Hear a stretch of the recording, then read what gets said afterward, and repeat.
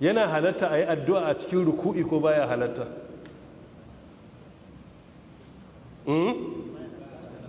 Baya halatta, me dalili?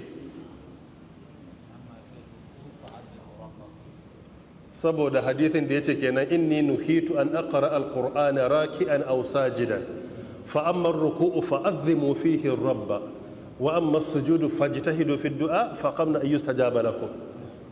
Wa yarwaytu hadithin a wani littafi yake?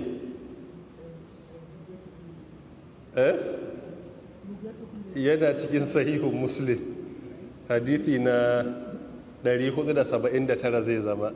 Kaga anan hadithin sai ya ce mana me, a cikin ruku'i a girmama Allah, a cikin sujada kuma a yi addu'a, kuma a sakankance Allah ya amsa. Amma rabbi gifli anan ai addu'a ne. Malamai suka ce an hana yin addu'a a ruku'i, amma wacce ta riga ta zo ta cewa annabi ya yi ta, to wannan ita ana toge ta tunda annabi ya yi da kansa, so ba za ka kawo sabuwa ka yi ba. Fassara nabi kuma suka ce a'a, abinda ake nufi shine a cikin ruku'i ba a du'a'ul haja, a cikin sujada ana du'a'ul haja. Ita kuma wannan addu'a da ta zo subhanaka allahumma rabbana wa bihamdik allahumma ghafirli du'a'ul ibada ne, ba du'a'ul haja ba.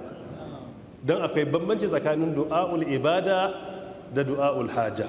So nan addu'a ce ta ibada, amma addu'a ta biyan bukata ba kai ruku ga ce Allah ka kara mun jari ba, ko Allah ka karo mun kwastomomi, ko Allah ta'ala ka sa in ci interview, a'a ba a haka.